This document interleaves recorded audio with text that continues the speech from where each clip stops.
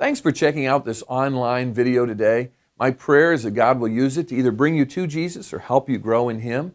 Online resources can only go so far. We all need to be in a local church setting where we can receive teaching, hang out with God's people in small groups and Bible studies, and have an avenue of service. We invite you to join us any weekend right here at Calvary Community Church in Westlake Village, California. But if you're not near us, we want to help you find a local church where you are. Just email us at info@calvarycc.org. May God bless you as you seek to live and love like Jesus today.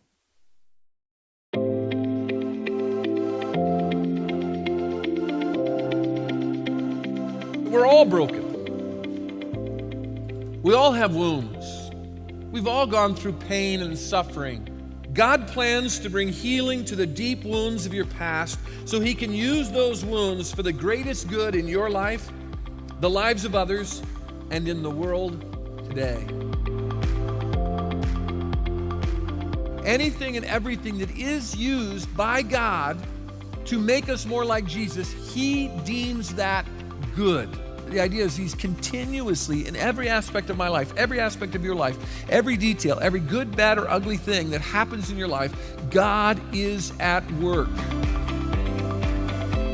If you're going to fully experience the totality of God's love, then you have to focus more on what God is doing in you now than what has happened to you in the past.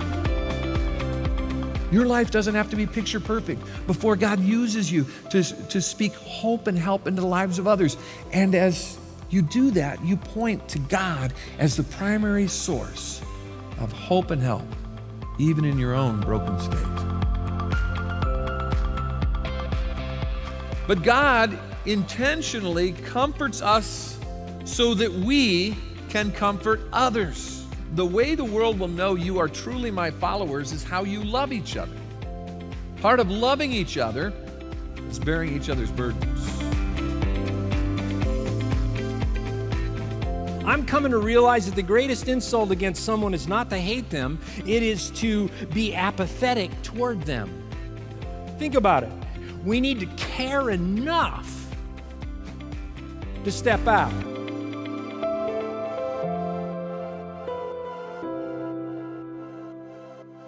Some of you have come in here today wounded because of the disappointment you're experiencing, the trouble you're facing right now. And maybe you've even gotten to the point where you've got some anxiety over the pressures and troubles you're experiencing right now. Others of us have come into this room with wounds that we've carried from the past, some stuff that's happened to us in relationships or in our own health or the health of a loved one, our finances, our job. We come in with wounds. Some go all the way back to childhood, some just are yesterday, and we come in with guilt and regret and hurt and pain. Then for some, you say, well, I've found some resolution from that, and right now I'm not under pressure, but boy, there are some question marks on the horizon about this week and the next month, and you're beginning to sense that maybe there's something in your life. Maybe you've been told by the doctor, now go for me to the specialist, or maybe there's been some noise at work about the security of your job or your position or your company, and you're looking at it and you're saying, I don't know what tomorrow brings, and so maybe you're gripped with fear and worry about the wounds that may come. What do we do when we are wounded? What should be our first response to the pains of yesterday, the troubles of today, or the worries of tomorrow? Where do we take those things? What is the space in which we can find hope and healing in the midst of the wounds of life?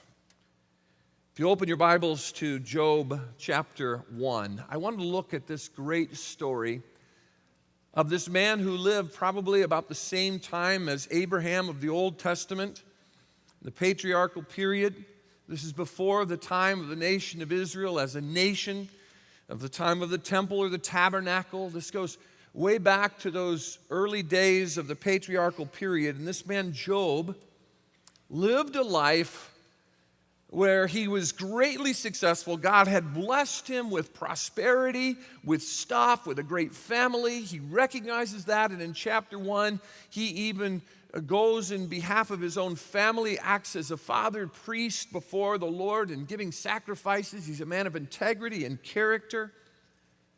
And yet something happens. His life drastically changes and he gets wounded deeply. And I want us to look at his first response. Today we're going to see that we can experience some of the sweetest and deepest times of worship when life is painful and doesn't make sense. Now that's counterintuitive to our thinking because we think we worship God when things are going great. That's an easy time to worship. But I'm here to tell you that some of the sweetest and deepest times of worship you will ever experience, I will ever experience, come when we are going through times of woundedness and brokenness and pain. And when life just doesn't make sense to us. C.S. Lewis put it this way: only in the act of praise and worship can a person learn to believe in the goodness and greatness of God. You see, we often think we discover the goodness and greatness of God when our circumstances are good and great. That makes God good and great. But then we are held captive by the tyranny of our circumstances. But it is in worship that we truly learn to believe in the goodness and greatness of our God. As I mentioned, Job is this upstanding individual, a man of great reputation, great success. He's a spiritually minded man. And in Job chapter 1, we get this picture of God and Satan having a conversation. And God says to Satan, "Have you noticed my servant Job? He honors me and praises me. He is a man who is a man of integrity and character, and he runs from any kind of evil." And Job says, yeah, that's easy because things are going good in his life, and you protect him and you provide for him. But you remove that protection and you remove your provision and you make his life difficult. You bring some hardship. You allow me to wound him, and I guarantee you he will curse you to your face, God. He will turn his back on you. God says, all right, I'm going to allow you to bring some pain and difficulty into his life, but you may not touch him personally. You can only touch those things around him. And then we read in the verses of chapter 1 where a messenger comes in and tells him that so many of his livestock over here have been destroyed, and all the servants, and only this one. Then the verses say, while he was still speaking, another servant comes in and says, oh, some of your camels over here, and some of your oxen here, and some of your sheep here. And these messengers come in one by one. And each time it says, and while he was still speaking, Job doesn't have a chance to just step back and take a deep breath, because when you hear about livestock being destroyed in that time, that's like the stock market crashing for him. His wealth was being destroyed. And blow after blow comes, and he's losing everything. It's an economic collapse. And he doesn't get a breath. He doesn't get a chance to even step back when one messenger after another comes. Some of you know what that's like. Maybe it's been that way for you this week or the last month. Maybe it seems like it's been that way for quite some time, where something difficult comes and another difficulty comes and another thing comes, and you just don't have a chance to take a breath even, or to step back and begin to cope with it. And finally, while the one messenger is speaking, the final messenger comes in and he says, all of your children, and the implication of the text is, and all of your grandchildren, all of your family have been destroyed because a great wind came and knocked down the house of their oldest brother where they were all gathered in celebration. Your whole family has died. How is Job going to respond to this wound in his life? He's lost everything. How is he going to respond? We find that in verses 20 through 22. And after we look at his response, then I want you to know how the rest of the story goes, because then he doesn't curse God. Satan goes before God and says, you didn't let me touch him, but if you let me bring pain to him personally, then he will curse you. And God says, all right, now I'll allow you to bring pain into his personal experience, but you can't take his life. So Satan brings boils to Job from the top of his head to the sole of his feet. Now, I've had a couple of boils like on the back of my leg, and you go to sit down, and you don't want to sit down with just one boil. His whole body was covered with boils.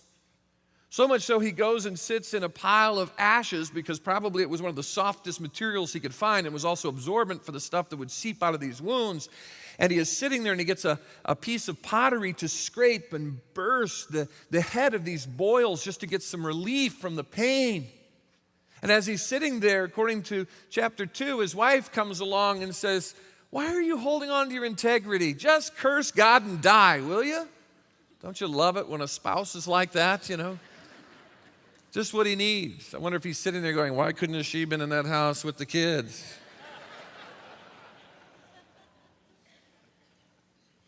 Then his friends show up. 3 friends show up, and they sit with him in silence for a whole week. They don't know what to say, but it ministers to him. And then they open their mouths, and they should have just stayed quiet. From chapter 3 through chapter 37, there are 3 rounds of debates, and another voice speaks up at the end. Another friend shows up. And basically, what the friends say is, there must be sin in your life, Job, for this to happen, because when you're behaving and you're doing that which pleases God, then good things come into your life. And when you're doing bad things, then bad things come into your life. A very simplistic and flawed theology. He says, "But guys, I don't see any sin in my life." Remember, God himself, he doesn't know this. They don't know this because they don't get to see what was happening in heaven. But God himself is the one who said he's a man of integrity and character. He's upright. He runs from evil. Satan believes that just because life is good, and if you make life bad, you allow me to make life bad for him, God, he'll curse you to his face. The first blow, he didn't curse him to his face. The second blow, he doesn't curse him to his face. And throughout his discussion and debate with his friends, he says things like, "I know my Redeemer lives." He talks about if his bones dissolve and his skin falls off, he will still one day stand with his God.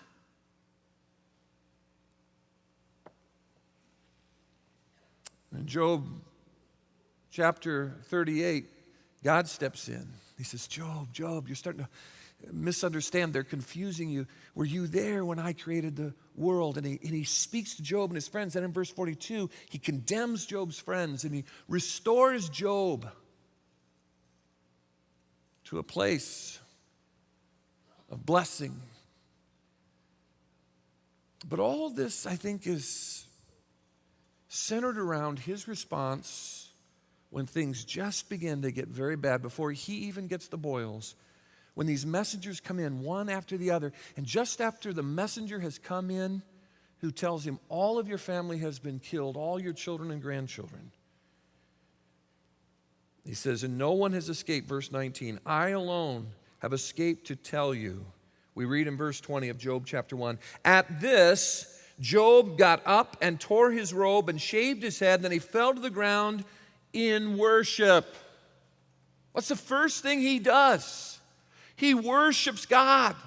I'm afraid if this was a verse about me, it might say, "And Sean, I don't know if I'd tear my robe and shave my head, but if I fell to the ground, I think the next line might be, and he whined." He complained. But he fell to the ground in worship and said, "Naked I came from my mother's womb, and naked I will depart. The Lord gave, and the Lord has taken away. May the name of the Lord be praised." Some of your translations might say there, "Blessed be the name of the Lord." Verse 22, "In all this, Job did not sin by charging God with wrongdoing." Now, that doesn't mean that he charged God with wrongdoing and God didn't consider it a sin. It's saying he didn't charge God with wrongdoing and therefore he didn't sin.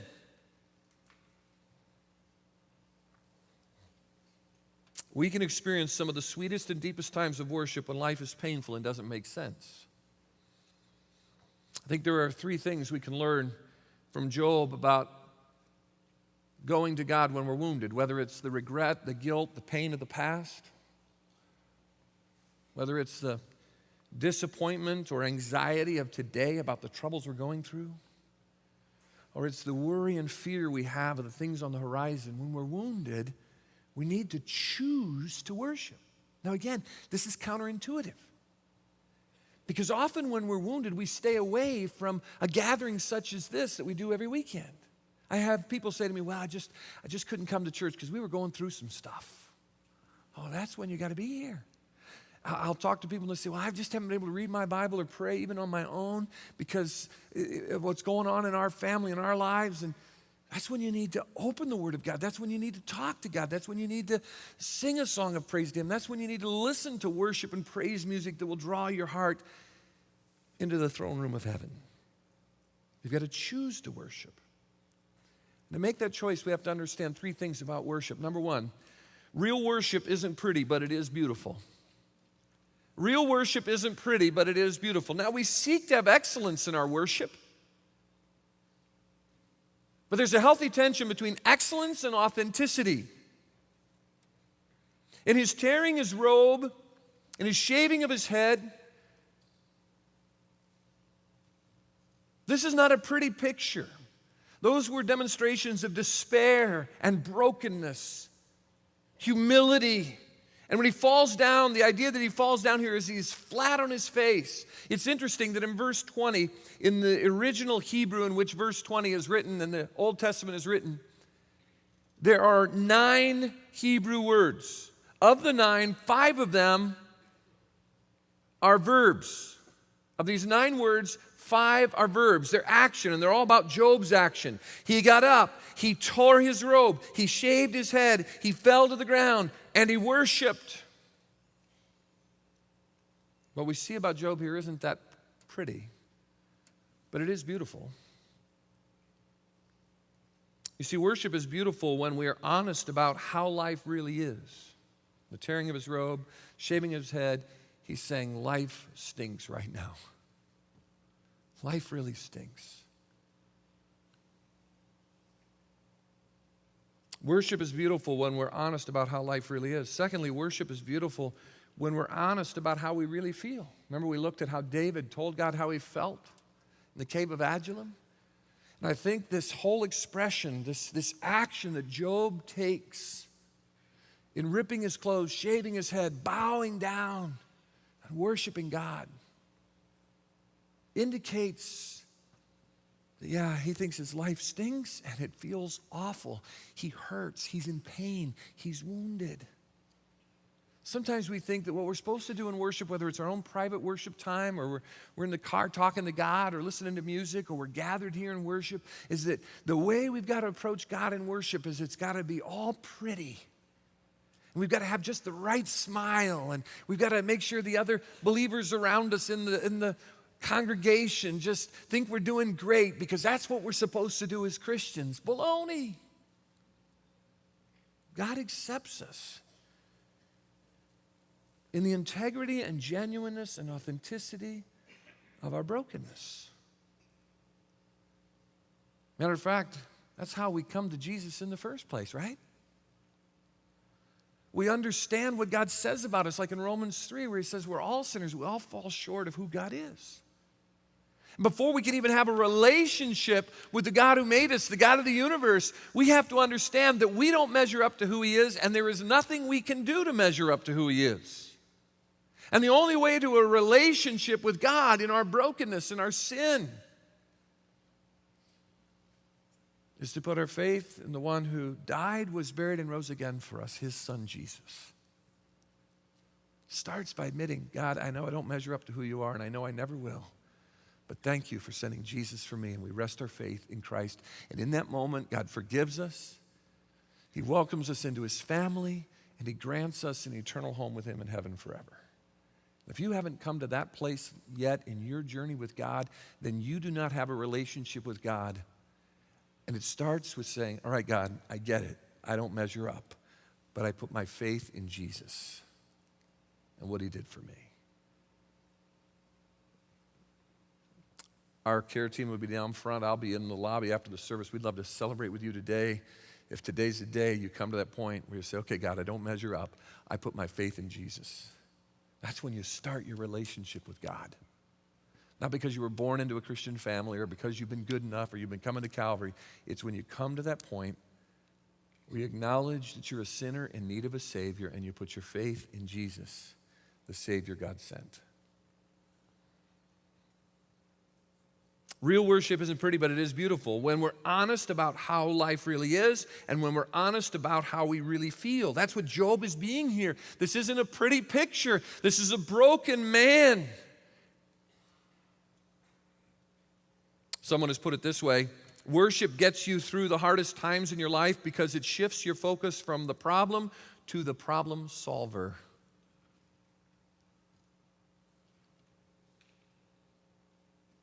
I've had an opportunity to worship in a variety of places in the United States, and different kinds of people, and I've had an opportunity to worship with people all around the world.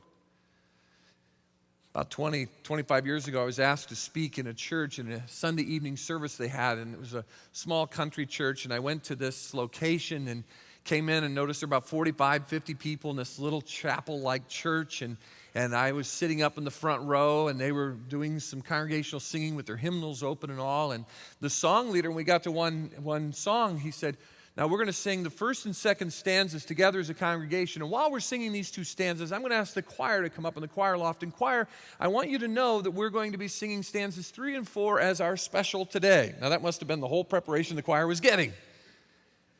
You come up and we're singing stanzas 3 and 4 from the hymnal. The congregation will sing stanzas 1 and 2. So while we're singing stanzas 1 and 2, people from the congregation flow up into the choir loft behind him.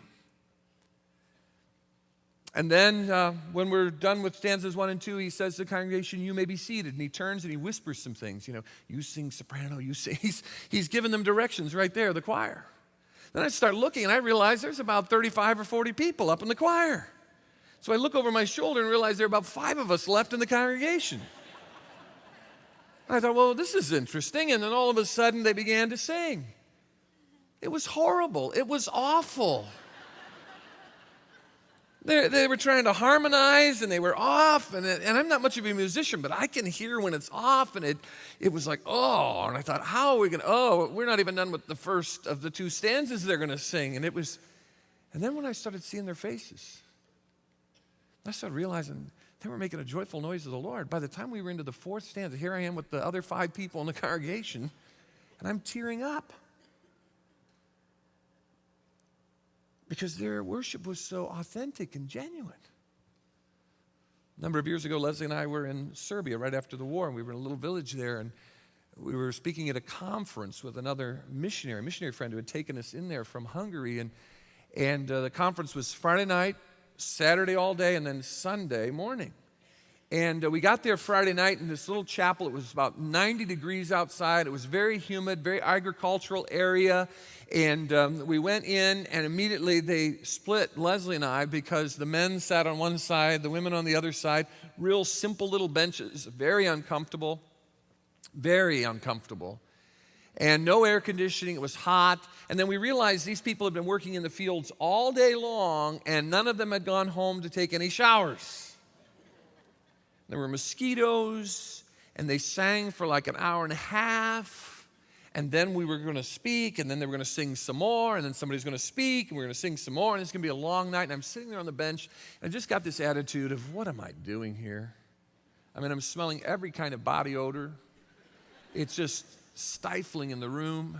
I'm looking across at Leslie, hoping she's, going to travel with me again somewhere on the planet. As she's across the room. But as they started to worship, again, the authenticity and genuineness of the people, just from where they were in their life experience. And they hadn't had time to go home between leaving the fields and coming to the church service. I got moved. And then it went on all day Saturday. And by Sunday, I wasn't thinking about how hot the room was or how much body odor was in the room. I found myself swept up in the genuineness of the worship of these broken people. I remember being right here in LA County about 5 years ago. Went over to Pitches out in Valencia, the jail, one of the jails of LA County.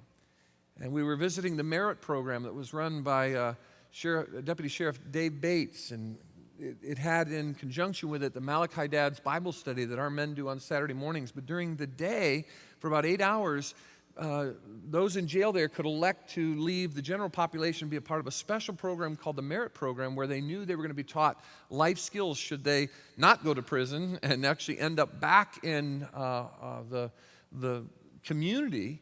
And they were trying to teach them skills of how to deal with other people, how to deal with anger issues, how to get a job, all these kinds of things for about 8 hours a day for several weeks. And we came and we heard the teaching, and I was supposed to give them like a little chapel challenge. And while they were being taught, I noticed they were leaning in, taking notes, and they're all in these bright colored jumpsuits of the jail. And many of them were going to go to prison for a long time because it was obvious many of them had been multiple offenders, and some of them had gang tattoos and things. And then right before I was supposed to speak, they had some folks come up, and they started singing songs of worship and praise. And the men stood, and I remember one guy in the front row, and you could just see he just looked like a hard man with gang tattoos all over his body and that bright jumpsuit, and his hands up as we were singing praises, and he was bawling, so much so that snot was just bubbling out of his nose. And I remember looking at that at first going, oh, that's disgusting. That is not pretty. But after a little while, I realized it may not be pretty, but it's beautiful. In each of those settings, I said, this isn't pretty, but it is beautiful. And with the picture of Job here, sprawled out, this very successful man of integrity, sprawled out, ripped clothes, shaved head, blisters and boils all over his body.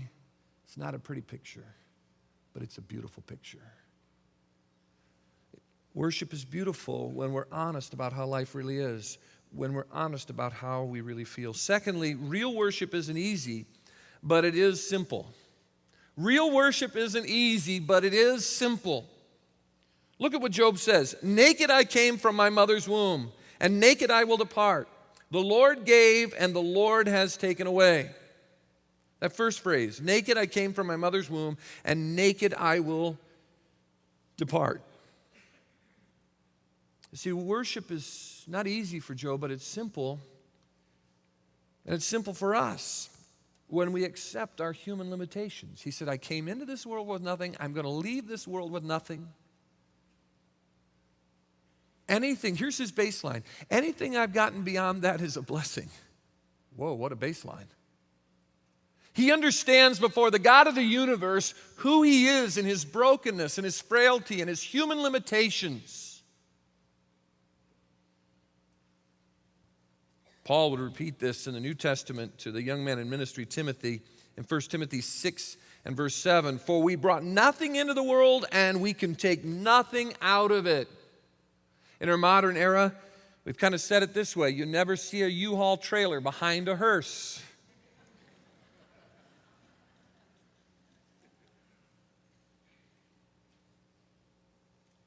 We've got to accept our human limitations. If it weren't for the health God gives me, I couldn't stand up here and preach. Wasn't for the health, the education, the experience God has given you, you wouldn't have the job you have. You wouldn't have the home you have. We are limited as human beings. When we come to God in worship, we have to understand our human limitations before the eternal, sovereign God of the universe. Worship is simple when we accept our human limitations. And secondly, when we accept God's divine sovereignty. The first song we sang this morning, we sang about he is sovereign over every step. What does that mean? He is ultimately in control. We talked about it several weeks ago, and we talked about he uses the good, the bad, and the ugly in our lives. Even when we don't understand it and we think life doesn't make sense, we are in pain, we have anxiety, we have regret, we have the burden of life. We have to step back and realize that he is in control ultimately, and he is weaving something beautiful even when we don't know it. And that all things work together for good in that he is conforming us to the image of his Son all the time. Job says in the middle of verse 21, the Lord gave and the Lord has taken away. 4 times here in verse 21, the word Lord is used. Probably in your English translation, it's capital L, capital O, capital R, capital D. That means Jehovah God, Yahweh God. This is the only time in this verse, these 4 times, that God is referred to as Jehovah throughout all 42 chapters of this book. All the other references by his friends, even by God himself, and or by Job later in the book, are to a generic idea of God, just God, El or Elohim. So why does Job choose to use the word Jehovah here, Yahweh here? Why is this the word that is used as he said, the Lord gives, the Lord takes away? Because it is the covenant name of God with his people. It speaks of relationship. So he's not saying some distant, impersonal God who's out of touch has given some things, and then in his arbitrary, kind of nasty, out of control, distant God way, he's taken some things away. No, this is the God who has a relationship with me, and I have a relationship with him. He has taken away from me. He has given to me. And as my eternal Father, he is sovereign in knowing what is best for me, even when I can't see it. Worship isn't easy, but it's simple when we understand our human limitations and accept them, when we understand and accept God's divine sovereignty. The psalmist gives us this hint when he cries out in Psalm 95:6, "Come, let us bow down and worship him. Let's kneel before the Lord who has made us." We have a relationship with the God of the universe because he made us in his image. He designed us to walk with him. And in our brokenness and our sinfulness and falling short of God, since the time Adam and Eve rebelled against God, every human being is in need of that relationship, and it's that God who offers us a relationship with himself through Jesus Christ. And once we are his child, then when we enter into worship, it may not be pretty, but it's beautiful, and it may not be easy, but it's simple. We come before him and say, God, I came into this world without anything. I'm going to leave this world without anything. You have given, you have taken away. Blessed be the name of the Lord. You say, well, what's that all about? Is that just fatalism? No. It's where you put your trust in God. One of the phrases I say often in my prayers to the Lord when I'm struggling with stuff, when I have anxiety or I've got regret or I've got guilt or I've got worries of the future, and I feel that woundedness, and I've said it many times in my life, even in recent days, I cry out to God and I say, Lord, you are God and I am not. How long has it been since you verbalized that to God? That's the simplicity of what Job is saying here. You are God and I am not. Some of us type A's and control freaks have a real problem with that. Because we'll say that and then we want to blame God, attack God. Tell God he's messed up, he's wrong, and tell God how we think it should be. This last week, one of our staff members, Gina Spivey, the director of our special needs ministry, she works with children and students and even adults with special needs and their families. And this last year, she ministered, and her team and volunteers and those who work with her, great team of folks who serve. They thank you for those of you who serve in that ministry with the buddy breaks. And even right now in the church services, they have a special room and they have buddy systems to integrate those folks into the various ministries here.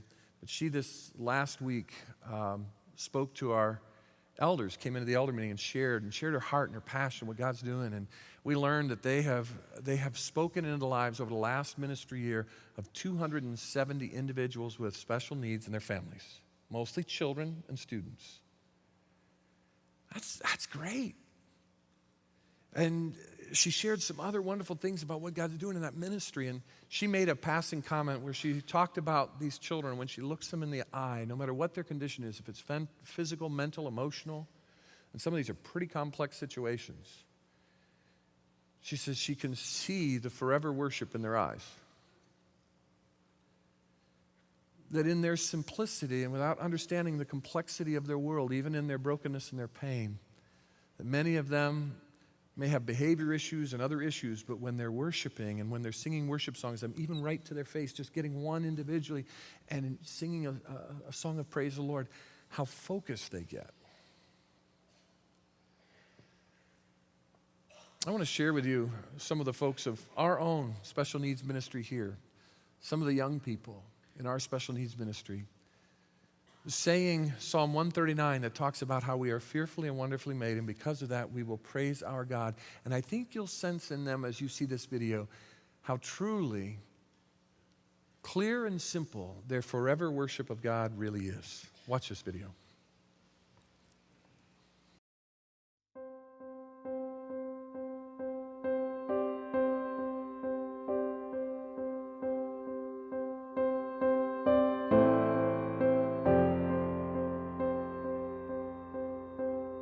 You are such me, Lord. And you know me. To be thrown to going out. Am I lying down? Lying down. You are familiar Familiar. With all my ways. By your created. my inmost. My inmost being. You knit me together in my mother's womb. I praise you.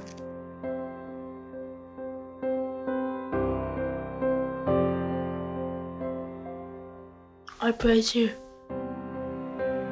Because I am fearfully and wonderfully made.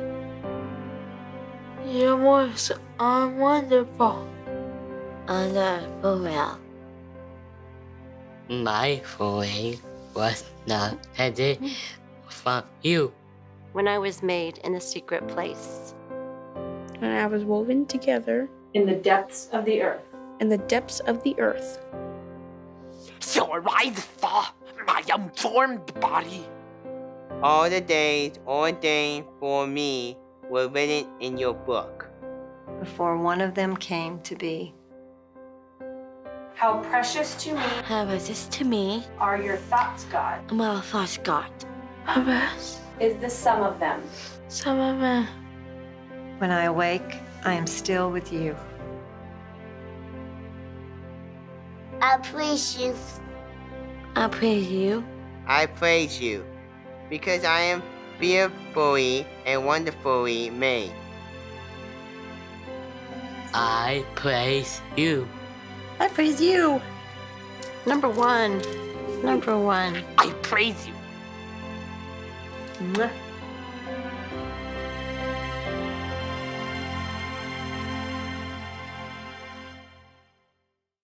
How beautiful is that? How simple and clear is that? Worship may not be easy, but it's simple when we accept our human limitations and we accept God's divine sovereignty, even when it doesn't make sense, even when we don't understand it. Can I encourage you this week? Maybe start each day with a simple prayer to the Lord. Lord, you are God and I am not. See what that does to help you connect in worship, not just in a worship service, but in a life of worship before Him. Thirdly, we learn from Job's response to the wounds of his life that real worship isn't final, but it is complete. You will leave here, and maybe you came in wounded because of something in your past, something you're going through now, or the worries of tomorrow, and you will leave here, and the wounds may not be resolved. They may remain unresolved.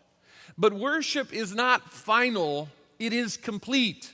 In that, worship constantly goes on 24/7 in the throne room of heaven. We have a couple glimpses of that in Isaiah 6 and Revelation 4, where the curtain is pulled back and we see worship around the throne of heaven 24/7 by all the living creatures and angels.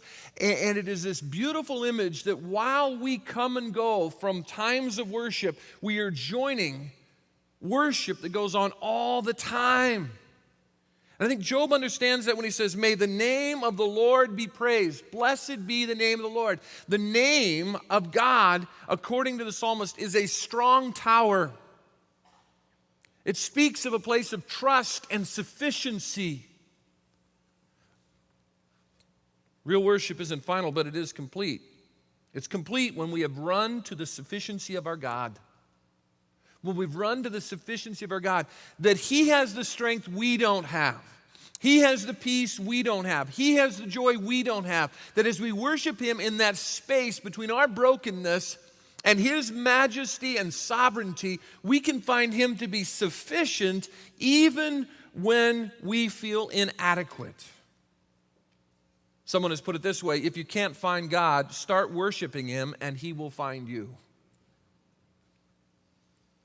When wounded, choose to worship. Worship is complete when we've run to the sufficiency of our God, even if our circumstances haven't changed. Martin Luther said, you don't have to get better to be well.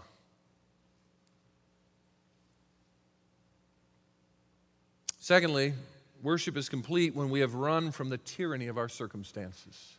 When we allow our circumstances to dictate our lives, it becomes this tyranny over us. And so if things are good, we worship God. If things are bad, we don't worship God, because the tyranny of our circumstances and our situation in life determines whether or not our God is worthy of praise. But our God is constantly worthy of praise, and in our worship, we find some of the sweetest and deepest times of our relationship with God, even when life is painful and doesn't make sense. It says at the end, in all this, Job did not sin, verse 22, by charging God with wrongdoing. He maintains his integrity. Satan is wrong. As a matter of fact, in verse 21, that last word, the Lord be praised, that's a play on the word in verse 11 of chapter 1 where Satan says he'll curse you. It's the same exact root word, but turned into a positive, I will praise you. You may leave here and feel like, well, things are still unresolved. You may spend time in prayer. You may be flat on your face like Job and feel like things are still unresolved. They may be. But worship is complete when you run to the sufficiency of our God and when we run from the tyranny of our circumstances. In the cellar of a home in Cologne, Germany, right after the Holocaust, there was an inscription of a poem found on a cellar wall of a home where Jews were kept crammed in secret to hide them from the Nazis. They would stay there, never see the sun, never see their loved ones, never understand what was going on. They'd stay there for months in hiding, crammed in these quarters, cared for by the owners of the house. And after the Holocaust, this part of the poem there involved these words, sketched into the wall. I believe in the sun even when it is not shining. I believe in love even when I can't feel it. I believe in God even when He is silent.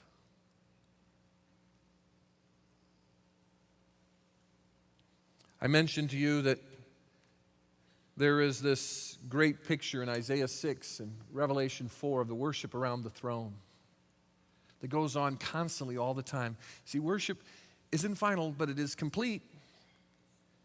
Listen to the words of Revelation 4, 6 through 11. In the center, around the throne, were 4 living creatures, and they were covered with eyes in front and back. The first living creature was like a lion. The second was like an ox. The third had a face like a man. The fourth was like a flying eagle. Each of the 4 living creatures had 6 wings and was covered with eyes all around, even under its wings. Day and night, they never stopped saying, Holy, holy, holy is the Lord God Almighty, who was and is to come. Whenever the living creatures give glory, honor, and thanks to Him who sits on the throne and who lives forever and ever, the 24 elders fall down before Him who sits on the throne and worship Him who lives forever and ever. They lay their crowns before the throne and say, You are worthy, O Lord and God, to receive glory and honor and power, for You created all things, and by Your will they were created and have their being. If you feel wounded today, or you are wounded today, choose to worship. Matt Redman took the words of Job chapter 1, verses 20 and 21, right after 9/11, and wrote a worship song, Blessed be Your name. As an extension of my message, please don't slip out. Allow God to work in this moment of worship in your heart and life. We're going to sing that song, a couple other songs. And come to the Lord in the genuineness and authenticity of your life. It may not be pretty, but it'll be beautiful. This may not be easy for some of you because of stuff that's going on in your life, but it can be simple when you say, God, You are God and I am not. And this may not be the final thing about all the things in your life, but I think there can be some completion here as you run to the sufficiency of your God in worship and run from the tyranny of your circumstances. Let's stand together, and as we sing this song, pay attention to the words that are an echo of Job. My heart will choose to say, Lord, blessed be Your name.